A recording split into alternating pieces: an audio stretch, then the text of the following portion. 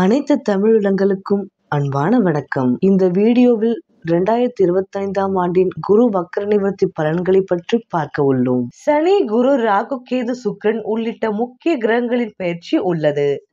அதிலும் தை மாதம் மிகவும் சிறப்பானது. இந்த மாதத்தில் ஏற்கனவே செவ்வாய், சுக்கிரன் பயிற்சிகள் உள்ளன. அதேபோல் குரு வக்ர நிவர்த்தியும் இந்த மாதத்தில் நிகழ உள்ளது. இது ராசியில் ஏற்படுத்த போகும் தாக்கத்தை இந்த தொகுப்பில் காணலாம். பொதுவாக கிரகங்கள் நேர்கோட்டில் பயணிக்கும். அவை எப்போது பின்னோக்கி திரும்புகிறதோ அப்போது வக்ரநிலை என்போம். கிரகங்கள் திரும்பும் போது விளைவுகள் கடுமையாகத்தான் இருக்கும். அதிலும் குரு, செவ்வாய், சனி, ராகு, கேது, சுக்கிரன் வக்ரம் அதிக பாதிப்புகளை ஏற்படுத்தும். குரு தற்போது ரிஷப ராசியில் வக்ரமாக வீற்றிருக்கிறார். பிப்ரவரி 4ஆம் தேதி குரு வக்ர நிலையில் இருந்து நிவர்த்தியாகி இயல்பு நிலைக்கு திரும்புகிறார். குரு மற்றும் சனி பூமியின் வெளிப்பட்ட பாதையில் பயணிக்கும். குரு தனம் குடும்பத்துக்கு காரகனாக இருக்கிறார். நம் அன்றாட வாழ்க்கையில் குரு பயணிப்பதால் அவரது வக்ர நிவர்த்தி முக்கியத்துவம் வாய்ந்தது. மீன ராசி, மீன லக்ன நேர்களே, பூரட்டாதி, உத்திரட்டாதி, ரேவதி என்ற 3 நட்சத்திரத்தை ஒரே கொண்டவர்கள். உங்களுடைய ராசிநாதன் குரு பகவான். குரு பகவான் 3ஆம் இடத்தில் ரிஷபத்தில் வக்ரமாக அமர்ந்திருக்கிறார். அந்த வக்ரம் தை மாதம் 22ஆம் தேதி நிவர்த்தியாகிறது. இதனால் நீங்கள் செய்யும் முயற்சிகள் அனைத்திலும் வெற்றி பெறுவீர்கள்.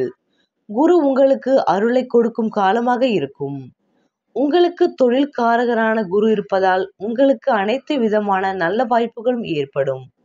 உங்கள் மனதில் இருந்து வந்த குழப்பங்கள் அனைத்திற்கும் தீர்வு கிடைக்கும். பூரட்டாதி நட்சத்திரம் என்பது குருவின் நட்சத்திரம். உத்திரட்டாதி சனியின் நட்சத்திரம். ரேவதி நட்சத்திரம் புதனுடைய நட்சத்திரம். சனியும் புதனையும் சேர்ந்து வரும்போது ரேவதி நட்சத்திரத்தில் சுக்கிரன் உச்சமாக போகிறார். சுக்கிரனுடைய ராசி வீட்டில்தான் குரு தற்போது இருக்கிறார். பணவரவு இருக்கும். கொடுப்பதற்கான எண்ணங்கள் வரும். மனது அலைப்பாயும். நிலை மாறி பணம் சார்ந்த எண்ணங்கள் மேலோங்கும். நிலத்தை கொடுக்கக்கூடிய நிலை உண்டாகும். கணவன் மனைவிக்கிடையே பரஸ்பரம் அன்பு பெருகும். பண பிரச்சனைகளில் இருந்து விடுபடுவீர்கள். இதற்கான முயற்சிகள் செய்வதற்கான காலகட்டமாக இந்த குரு வக்ர நிவர்த்தி காலம் இருக்கும். நேரடியாக குரு மிதுனத்திற்கு போக ஆரம்பித்த பின்னர் உங்களுடைய 4ஆம் இடமான சுகஸ்தானத்திற்கு வந்து விடுவார். அங்கிருந்து 5ஆம் இடத்திற்கு அதிசாரகமாக கடகத்துக்கு பயணிக்க போகிறார். இனி குரு பகவானின் கிரீன் சிக்னல் கிடைத்துவிடும். குரு கடாட்சத்தால் உங்களுடைய முயற்சிகள் அனைத்திலும் நல்ல பலன்களை காண்பீர்கள்.